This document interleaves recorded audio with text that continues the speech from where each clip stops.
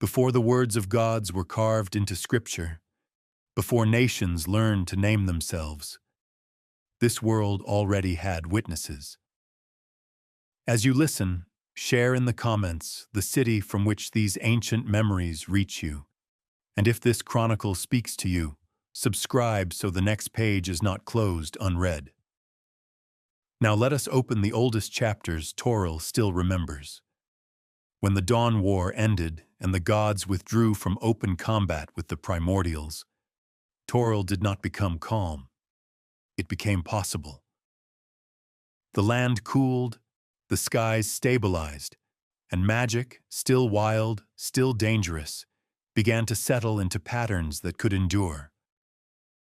In this fragile interval, long before the first flowering of the elves or the forging of the first dwarven halls, the earliest great races arose not as children of civilization, but as inheritors of a world still shaped by divine violence. The first to truly dominate this newborn world were the dragons. They were not created in the way later races would be shaped by careful divine intent.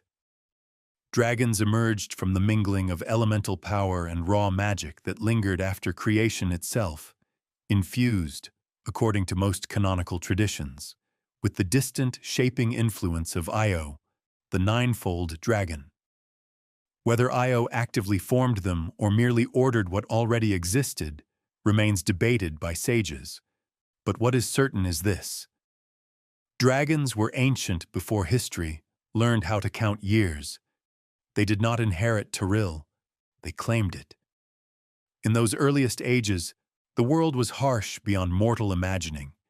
Continents were unstable, seas still shifting, and the weave itself pulsed unpredictably. Dragons thrived precisely because of this chaos.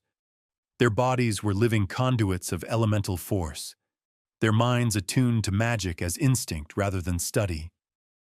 Flight gave them dominion over a landscape still hostile to grounded life, and longevity granted them something even greater: memory. Where later races would build knowledge slowly, dragons remembered the world as it had been moments after creation. From this advantage, the first draconic dominions formed, not kingdoms in the later sense, but territories of influence defined by fear, reverence, and raw power. Great worms ruled mountains, calderas, deserts, and storms, shaping the land through layers that became permanent features of the world. Volcanic ranges, scorched plains, and magically warped regions in Faerun are still attributed in part to these early ages of draconic rule, when a dragon's presence could alter climate and stone alike. Yet dragons were never unified.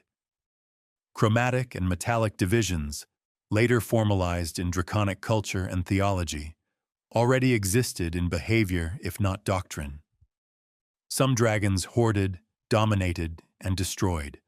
Others guarded, studied, or withdrew. Conflict among dragons themselves was common, but it was conflict between equals, contests of supremacy that reinforced their belief that Toril belonged to them alone. That belief would not go unchallenged. While dragons ruled by strength and instinct, another power was taking shape under a very different principle: order. The giants were not born of chaos, but of structure, hierarchy, and divine intention. Created and guided by Anam the All-Father, the giants emerged with a cosmology already embedded in their culture. They understood their place in the world not as conquerors alone, but as rulers within a defined system, the ordning, which ranked every giant by caste, duty, and worth. This difference mattered. Where dragons saw territory, giants saw civilization. They built, organized, and expanded with purpose. Their earliest empires rose across vast stretches of Toril, spanning regions that would later become Faerun, Ankarome, and beyond. Storm giants ruled the coasts and oceans. Cloud giants claimed the skies. Fire giants mastered the forge and flame. Frost giants dominated the frozen north, and stone giants shaped mountains into living monuments. Each caste reinforced the others, creating a network of power that extended far beyond any single throne. In the middle of this age lies a truth often overlooked. Dragons did not initially recognize giants as a threat. Giants were numerous, but they were grounded, powerful, but bound by hierarchy. To dragons, whose sense of superiority had been forged in a world without rivals, giants seemed merely another formidable creature race. Dangerous, yes, but ultimately containable.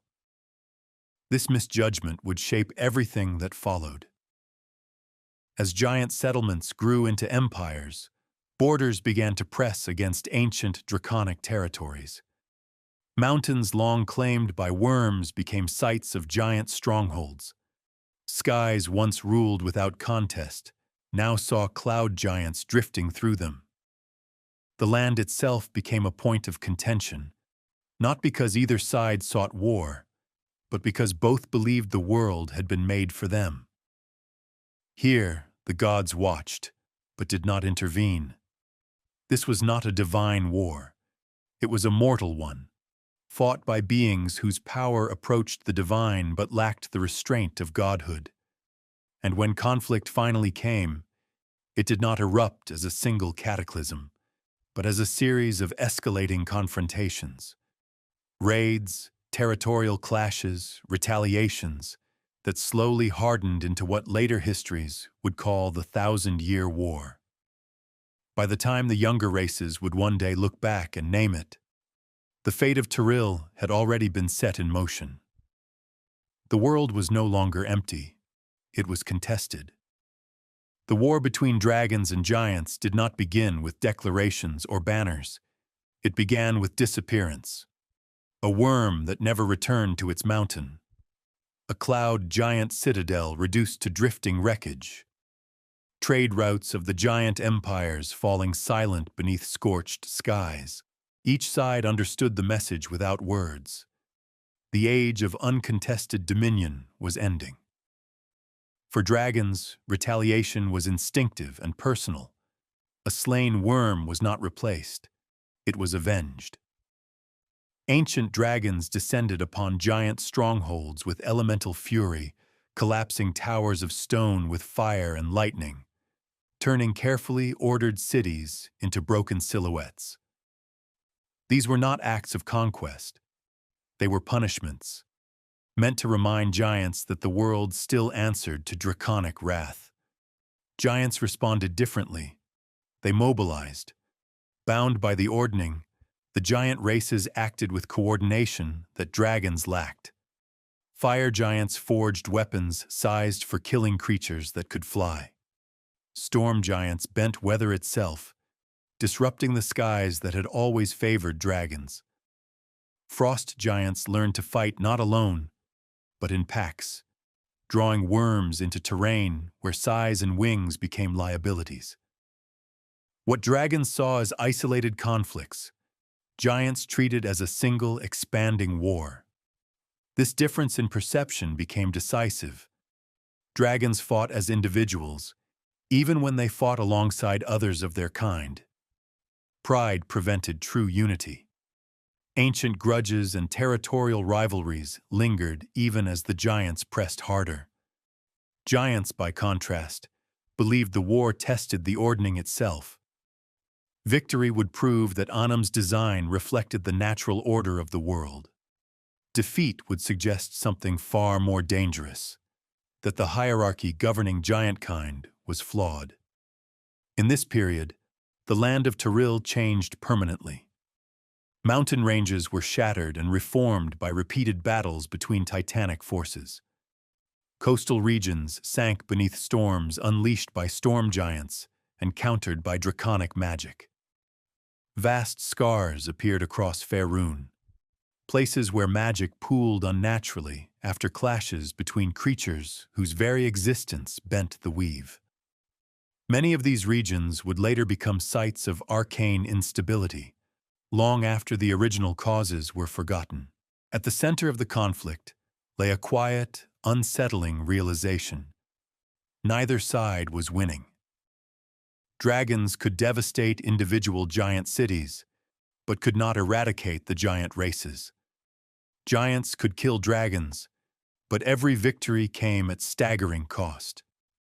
Both sides began to understand that supremacy over Tyrell would not be decided by strength alone. Endurance, adaptation, and divine alignment would matter more. It is here that the role of the gods subtly re-enters the story. While the deities did not intervene openly, their influence was felt. Dragons increasingly turned inward, developing deeper hoarding instincts and territorial isolation. Scholars of draconic lore note that this era marks the strengthening of draconic obsession with lairs and treasure, not merely as greed, but as a response to existential threat. A dragon's hoard became a symbol of survival, memory, and power preserved against loss. Giants, meanwhile, leaned further into divine order. The ordning hardened, roles became stricter, deviations were punished more severely. What had once been a flexible hierarchy designed to ensure harmony became rigid, even suffocating. The belief that order would guarantee victory left little room for innovation or dissent.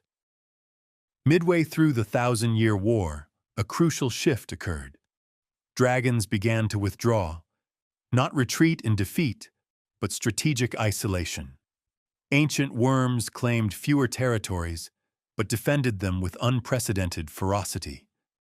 Younger dragons were driven off or destroyed, leaving fewer, older, more powerful individuals behind.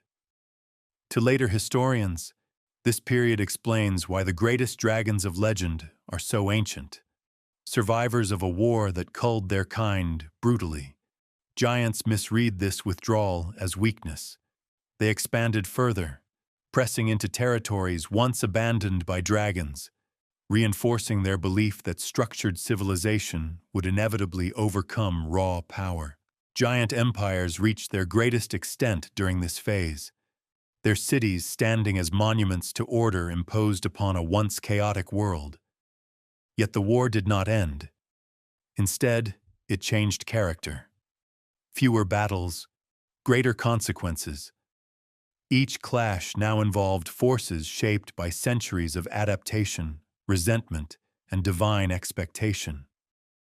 The conflict was no longer about territory alone. It had become a struggle over what kind of world Tyrell was meant to be. A world ruled by ancient memory and elemental instinct, or a world governed by hierarchy, purpose, and order. By the time this truth became clear, neither side could step back. The war had already rewritten the world beneath their feet. As the Thousand-Year War ground on, another presence became impossible to ignore. Not a single race, but a collection of ancient peoples who had existed alongside dragons and giants from the earliest ages, yet never sought dominion in the same way. These were the elder races of Tyrell, beings born early enough to remember a world without borders, yet wise or cautious enough to avoid open war between titans. Some, like the Saruk, Batrachi, and Ayari, had risen in distant ages shaped directly by primordial conditions and early divine influence. Others existed in more fragmented forms, scattered cultures whose names survive only in ruins and half-preserved myth. What united them was not power, but timing. They emerged early, learned quickly, and understood something the giants and dragons did not. Survival did not require supremacy. The elder races watched the war with growing alarm. Every clash reshaped the land they depended on. Seas rose and fell. Forests burned and regrew twisted. Magic fluctuated violently, becoming unreliable even for those who had once mastered it instinctively.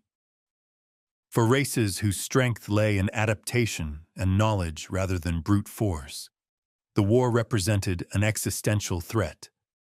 Some attempted diplomacy, Ancient tablets recovered from Sarok ruins suggest early efforts to negotiate boundaries, offering dragons and giants shared zones of influence or mutual withdrawal from key regions. These attempts failed, not because they lacked reason, but because neither dragons nor giants believed compromise applied to beings of their stature. To rule meant to exclude. To yield meant to admit inferiority. Other elder races chose secrecy instead. The Aerie retreated into the skies beyond easy reach, constructing aerial domains far removed from the main theaters of war. The Batraki withdrew into swamps and flooded lowlands, environments increasingly shaped by the magical aftershocks of titanic conflict. These were not strategic retreats meant to return stronger. They were acts of preservation. In this era, a subtle but decisive shift occurred in Tyril's balance of power. The war between dragons and giants drew divine attention, not because of its brutality, but because of its consequences. The gods had withdrawn from shaping the world directly after the Dawn War, but they had not abandoned responsibility for its stability.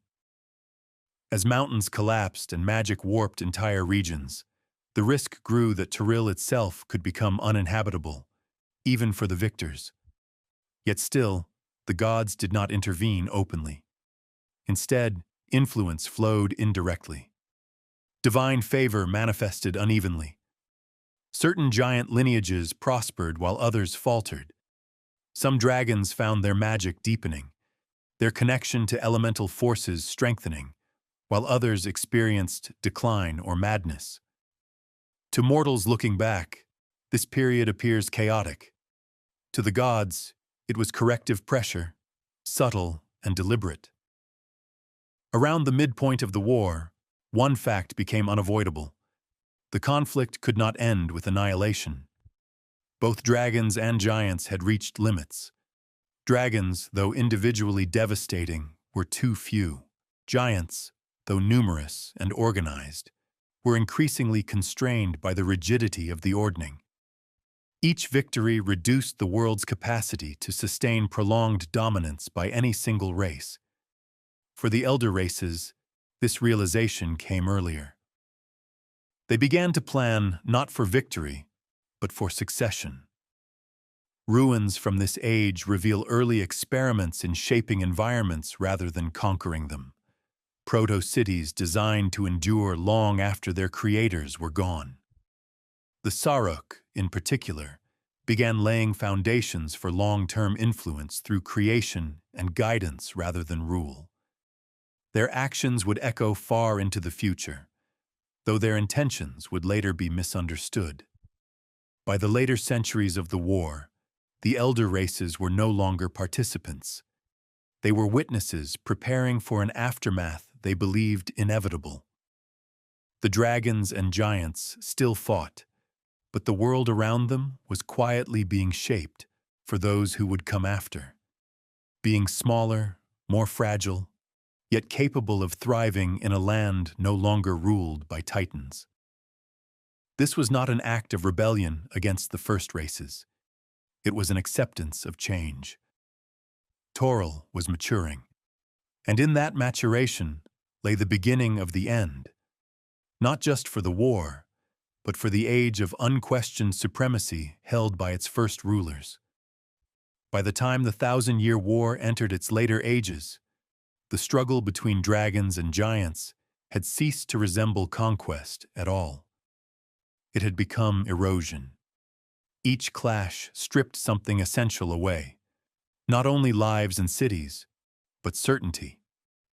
Both sides continued to fight because they no longer remembered how to stop. For giants, this period marked the height of their empires and the beginning of their decline, though they did not yet recognize it as such. Their cities stood vast and ordered, their roads spanning regions that would later fracture into smaller realms. The ordning still held, but it was under strain. Success had expanded giant civilization faster than its philosophy could adapt. Every caste performed its role, Yet those roles were no longer equally effective in a world reshaped by endless war. Storm giants, closest to the gods and most attuned to cosmic balance, began to withdraw from direct command. Canon sources suggest this was not cowardice, but foresight. They perceived that the war's continuation threatened the structure of reality itself, not merely giant kind. Their retreat left a vacuum of authority that lesser castes were never meant to fill.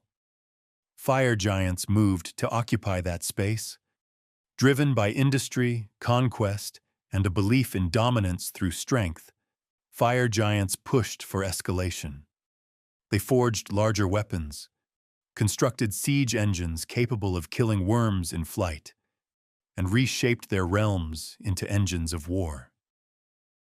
In doing so, they bound the fate of giant civilization ever more tightly to conflict.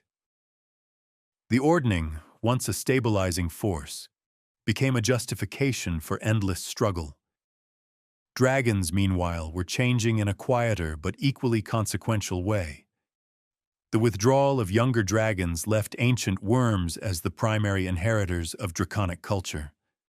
These survivors grew older, more powerful, and more isolated. Canon draconic lore notes that this era saw the solidification of lair-bound behavior, ancestral memory hoarding, and increasingly rigid territoriality. Dragons ceased to think in terms of dominion over the world. They thought instead in terms of endurance. A dragon's lair became more than shelter. It became history preserved in stone and gold. Midway through this age, a turning realization emerged on both sides. Neither dragons nor giants could truly replace what they destroyed. Cities took centuries to rebuild. Dragons took millennia to replace. Every battle reduced the future in ways that could not be undone. This realization did not end the war. It poisoned it. Battles became rarer, but far more catastrophic. Dragons targeted giant infrastructure rather than armies, foundries, supply routes, strongholds essential to maintaining the Ordning.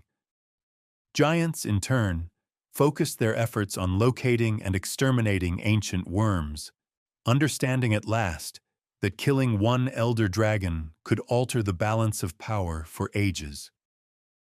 It is in this phase that many legendary dragon slayings attributed to later eras likely occurred, later misdated or mythologized by younger races who inherited the ruins without context. What appeared in legend as isolated heroism was, in truth, the dying echo of a titanic war already centuries old. At the center of this unraveling stood the gods, watching more closely than before. They still did not intervene directly, but divine patience was not infinite. The stability of Toril mattered more than the pride of its first rulers. The gods had learned from the Dawn War what happened when power went unchecked. They would not allow another conflict to scar reality itself beyond repair. Subtle consequences began to appear. Giants who defied the Ordning found their lineages weakened or cursed. Dragons who grew too destructive attracted divine opposition through mortal champions, natural disasters, or sudden magical failures. None of this was announced. There were no proclamations, only patterns visible in hindsight. By the end of this period, the war no longer defined the world. It exhausted it. Forests struggled to reclaim burned land. Mountains stood hollowed and unstable. Magic pools lingered where reality had been bent too often, too violently. The elder races, watching from the margins, understood that the age of titans was no longer sustainable.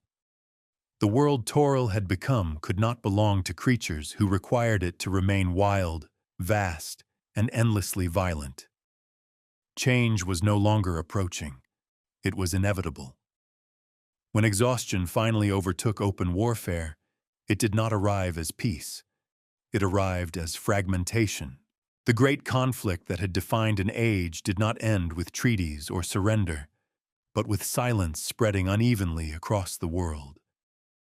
Dragons and giants still existed in immense power, yet their ability to shape Toril as they once had was gone.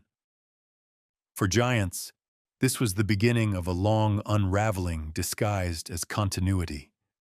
The ordning endured, but its meaning shifted. Once a framework designed to harmonize divine will with mortal governance, it became increasingly symbolic rather than effective. Giant cities remained, but the cohesion between castes weakened. Storm giants, whose wisdom had once tempered ambition, withdrew further from worldly rule, leaving decisions to those less inclined toward balance. This absence mattered more than any battlefield defeat. Without storm giant guidance, the ordning lost its corrective voice. Fire giants pursued industry and conquest without restraint. Frost giants grew more insular and raider-focused. Cloud giants turned inward, prioritizing isolation and personal prestige over unity. What had been a civilization spanning continents became a collection of powerful but disconnected realms. Dragons experienced decline differently. They did not fragment into cities or nations. They simply disappeared from the world's center. Ancient worms withdrew to remote regions. High mountains, deep deserts, frozen wastes, places where younger races could not easily follow. Their influence became localized but overwhelming. A single dragon could dominate an entire region, but no longer sought to shape the world beyond it. This withdrawal reshaped perception. To later races, dragons appeared timeless and eternal, yet oddly absent from history. In truth, they were conserving themselves, choosing survival over dominion.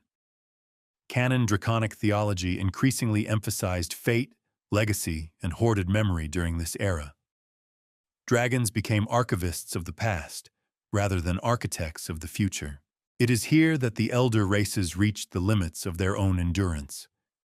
The airy domains in the skies diminished, their populations declining as magical instability made sustained flight-based civilizations harder to maintain.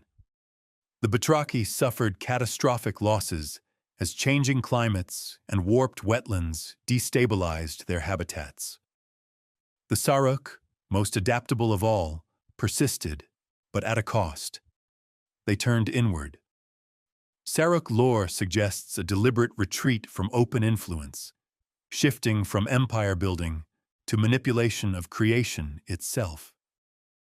Their experiments in life-shaping, begun as tools for survival, would later give rise to consequences that reshaped Toril far more subtly than war ever had. In attempting to endure, they sowed the seeds of future calamities, though in this age, the full weight of that decision remained unseen. Around this time, the gods made a quiet judgment. The age of the first races was over. Not through extermination, but through limitation. Divine influence subtly favored balance over supremacy. Younger races, elves, dwarves, and others, were allowed to flourish in spaces no longer dominated by titans. They were not yet masters of the world, but they were adaptable, numerous, and capable of coexistence in a landscape scarred but stabilized. The first appearances of elven settlements and dwarven holds coincide with this period, emerging cautiously in regions abandoned or overlooked by dragons and giants. These races did not challenge the old powers directly. They survived by existing between them. That survival was the beginning of inheritance. By the close of this era, the world no longer belonged to those who could tear mountains apart. It belonged to those who could live among their ruins. The first races still lived, but their age had passed. The transition from the age of the first races to the age of younger peoples did not unfold as a single turning point.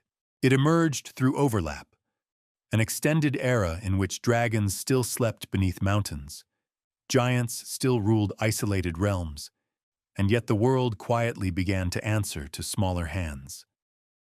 Elves were among the first to recognize this shift.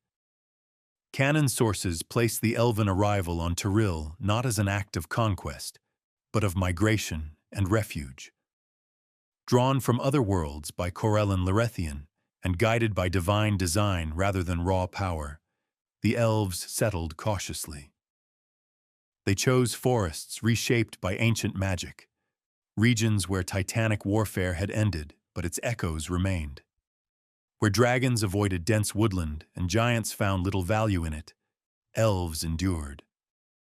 Their advantage was not strength, it was patience. Elven longevity allowed them to observe patterns that others missed. They learned where dragons slept and where giants no longer patrolled. They built settlements meant to adapt rather than dominate, blending with environments scarred by ancient conflict. In doing so, they became the first widespread inheritors of a world shaped by titans, but no longer ruled by them. Dwarves followed a different path. Born of Moradin's forge and shaped for endurance, dwarves claimed the depths giants had abandoned or hollowed out through war. Mountain ranges fractured by ancient battles became sites of dwarven holds.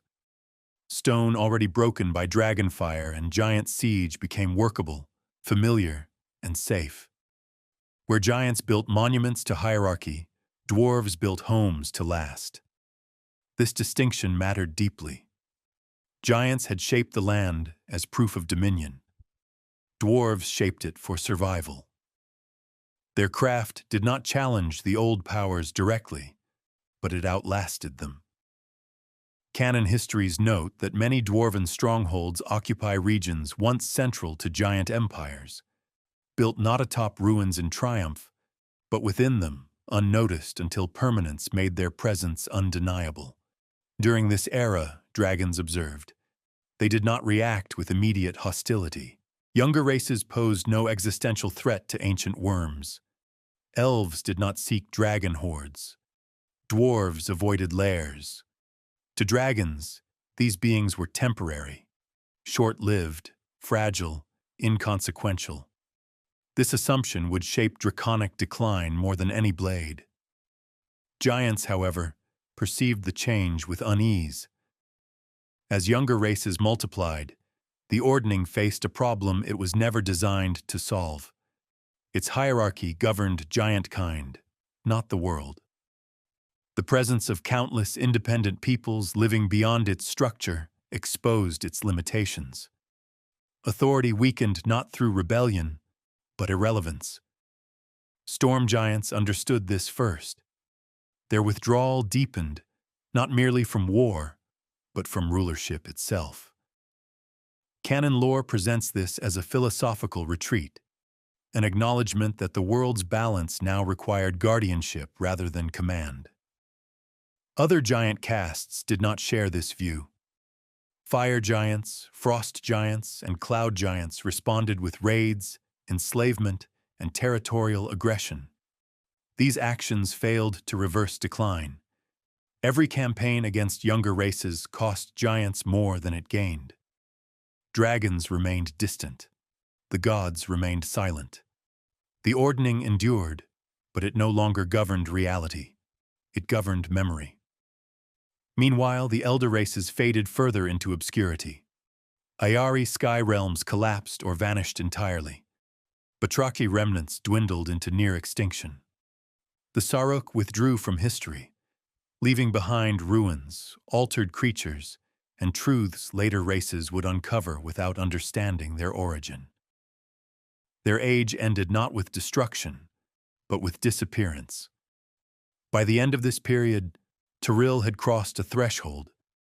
Power was no longer measured by who could reshape continents in a single battle. It was measured by who could endure change. The world had been forged by dragons and giants, but it would now be lived in by others. The first races still cast long shadows, but the light no longer belonged to them, As the younger races established themselves, the remaining power of the first races became increasingly uneven, concentrated in isolated strongholds rather than spanning the world. This imbalance exposed a deeper truth that had been forming since the end of the Great War.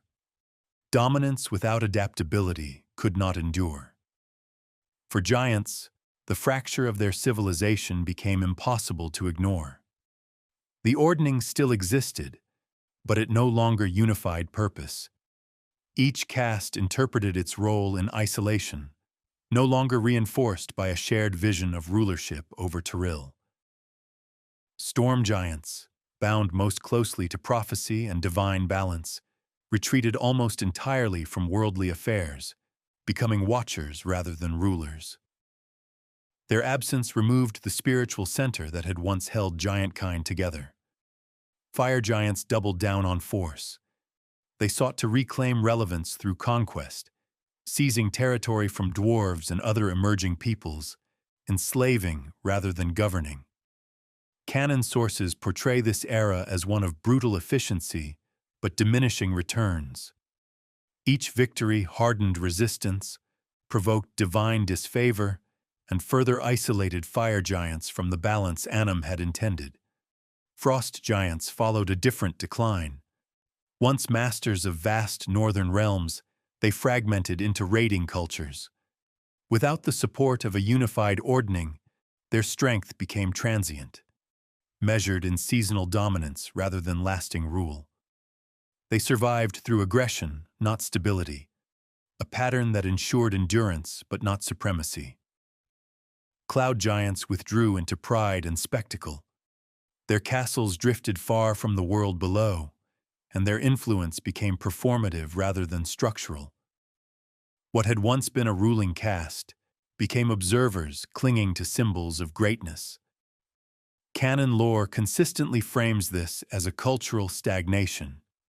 Immense power preserved, yet rarely applied in ways that shaped history. Dragons faced a quieter, more insidious loss. They still possessed unmatched individual might. Ancient worms could annihilate cities, devastate armies, and warp magic around them. Yet their isolation carried a cost. Each dragon existed as a singular power, disconnected from broader change. As centuries passed, younger races learned how to avoid them, negotiate with them, or in rare cases, kill them. This was not a golden age of dragon slayers. It was an age of understanding. Mortals learned patterns. They learned patience. They learned that dragons, for all their power, were creatures of habit and memory. A being that remembered the world as it once was, struggled to adapt to what it had become. Dragons endured, but they no longer defined the future. In this shifting landscape, divine judgment became clearer in hindsight. The gods had not chosen sides between dragons and giants. They had chosen continuity. Power that destabilized the world was quietly constrained. Power that adapted was allowed to flourish. This principle governed divine favor far more than loyalty or raw might. Annam the All-Father did not destroy the ordning. He allowed it to fail. This distinction is critical. Canon traditions emphasize that the weakening of giantkind was not punishment alone, but consequence. A hierarchy designed for an age of supremacy could not govern an age of coexistence. Without reform, it became obsolete. By the end of this era, the first races still existed across Tyrell, but they no longer shaped its direction. Their actions were reactions, not foundations. The world moved forward without waiting for them, and in that movement, a final truth settled into place. Tyrell had survived its creators. What remained was not the question of who had ruled first, but who could live with what had been left behind. With the passing of ages, the presence of the first races became something the world remembered more than something it felt. Their power had not vanished, but it had receded beneath layers of newer history, like bedrock buried under cities and soil. What endured was influence rather than rule. Dragons adapted by becoming myth. They no longer sought to order the world, nor to contest it openly. Instead, they embedded themselves into its margins. Ancient worms became singular authorities over isolated regions, volcanic peaks, desolate deserts, frozen wastes, places where younger civilizations rarely flourished without cost. In these domains, dragons remained absolute, not as emperors of Tyrell, but as living constants. This shift altered how dragons interacted with the world. Rather than shaping history through conquest, they shaped it through pressure. Trade routes bent around their lairs, borders formed with their presence in mind. Legends warned rather than recorded. Canon sources repeatedly emphasize that many of Faerun's political and geographic boundaries exist not because dragons ruled openly, but because everyone else chose not to provoke them. Giants, by contrast, could not fade as easily. Their civilizations had been visible, structured, and territorial. As they declined, their absence created voids that younger races filled rapidly. Former giant roads became trade routes. Abandoned fortresses became dwarven halls or human keeps. Even their sacred sites were repurposed, their meanings forgotten or reinterpreted. This was not erasure. It was succession without acknowledgement. The ordning, still technically intact, had lost its function as a guiding force. Giants continued to rank themselves, to honor castes and traditions. But the world no longer reflected that hierarchy. A storm giant might still outrank a fire giant in divine structure, yet hold no influence over the course of history. Authority without relevance became ritual. Storm giants understood this loss most clearly. Canon lore consistently portrays them as beings of foresight, bound to prophecy and cosmic balance. As the world moved beyond the age of titans, storm giants withdrew further, becoming custodians of memory rather than rulers of fate.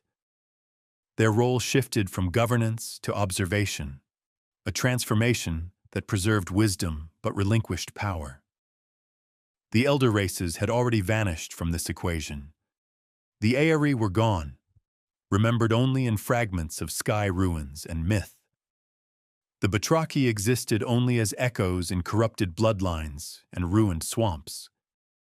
The Saruk remained present in the most dangerous way possible, not as a people, but as a legacy embedded in altered creatures and forbidden knowledge.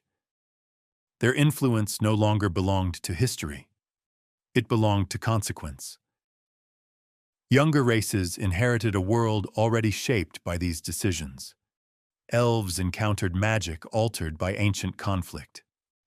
Dwarves built atop stone weakened by primordial battles. Humans expanded into lands stabilized only after ages of devastation. None of them chose this inheritance. All of them depended on it. By this stage, the gods' intent became unmistakable. Toril was never meant to remain in the hands of its first rulers. Dragons and giants had forged the world through dominance and endurance, but that very scale made adaptation impossible. The future required limitation, shorter lives, smaller bodies, faster change. The age of titans had prepared the ground. The age of mortals would define it. What remained of the first races now existed as anchors to the past. They were reminders of what the world once was capable of surviving. Their continued presence served not as leadership, but as warning. Power unchecked could shape creation, but it could not live within it forever. By the time recorded history begins in earnest, the first races no longer stand at the center of events. Yet their absence is deceptive. Dragons, giants, and the elder peoples did not simply step aside. They became the unseen framework upon which the mortal age was built. The world's geography itself bears their signature. Mountain chains follow fault lines broken by giant warfare. Deserts mark regions where draconic dominion scorched life away for millennia. Seas and coastlines reflect storms once shaped by beings who commanded weather as instinct. To later civilizations, these features appeared natural. In truth, they were engineered by conflict and power long forgotten. Magic, too, carries their imprint. The weave did not emerge unchanged from the Age of Titans. Repeated exposure to draconic sorcery, giant runecraft, and primordial residue altered how magic settled into the world. Certain regions became naturally arcane-rich, others unstable or dead. Later spellcasters would build entire traditions around these anomalies, never realizing they were studying the residue of ancient wars rather than pure design. Dragons adapted to this legacy by becoming custodians of memory. Ancient worms retained knowledge older than any mortal archive, names of vanished races, forgotten gods, and truths erased by time. Yet this knowledge was rarely shared. Dragons hoarded history as they hoarded gold, not out of malice, but because memory itself had become their last domain of supremacy. To relinquish it would be to admit that their age had truly ended. Giants responded with ritual. As their influence waned, tradition became identity. The ordning, stripped of practical authority, hardened into sacred law. Giants continued to measure themselves by rank even as the world ignored those ranks entirely. Canon texts emphasize this tragic irony. Giantkind remained bound to a system designed for rulership long after rulership was no longer possible. The elder races left a different inheritance. They vanished so thoroughly that later peoples mistook absence for irrelevance. Yet their ruins, altered creatures, and surviving lore continued to shape history in indirect ways. The Sarek legacy in particular proved enduring, influencing later empires through creations and knowledge divorced from its original intent. What the elder races could not rule, they reshaped.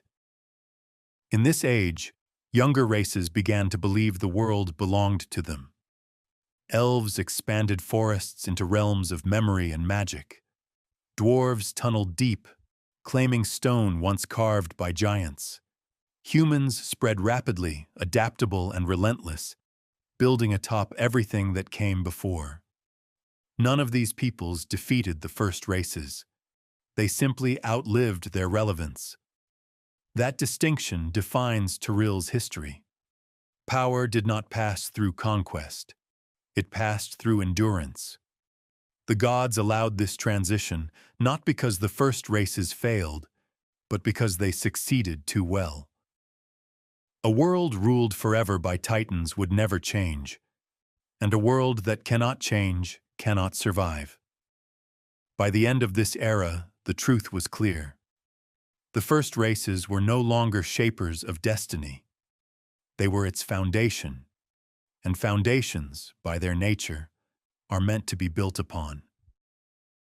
When the age of the first races finally settled into legend, it did so without a single moment of collapse.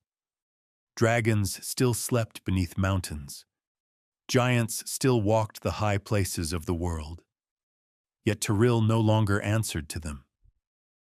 The truth uncovered by time was not that they had failed, but that they had finished their work. The dragons had forged a world that could endure raw magic. Through their presence, the land learned resilience. Through their wars, magic learned boundaries. Through their withdrawal, knowledge became rare and precious.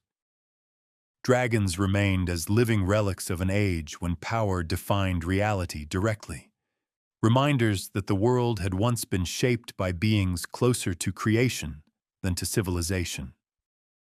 The giants had imposed order on chaos. Their empires measured the land, structured it, and proved that permanence could be built even in a world scarred by divine violence. The ordning, for all its eventual rigidity, demonstrated a cosmic truth that endured beyond giantkind itself. Power without balance collapses inward. Giants did not lose their place in the world. They preserved it in stone, road, and ruin. The elder races left the most subtle legacy of all. They understood before the others that survival meant influence, not rule. Their disappearance was not erasure, but transformation. What they left behind, altered bloodlines, shaped environments, dangerous knowledge, continued to ripple through history long after their names were forgotten. They proved that shaping the future did not require remaining within it. Together, these first races accomplished something no later civilization ever could. They prepared Tyrell to be inherited. By the time elves sang their first forests into being, by the time dwarves struck stone with purpose, by the time humans spread across the continents, the world was no longer fragile. It had been tested, broken, reforged. What seemed like a natural world was, in truth, a finished one, completed by titans so that mortals could endure.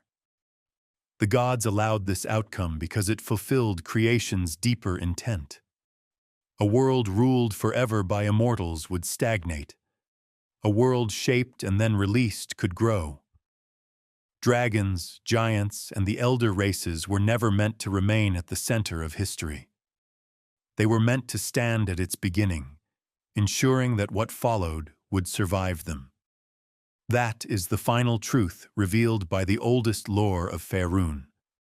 The first races did not vanish because they were defeated. They stepped aside because the world no longer needed rulers. It needed heirs.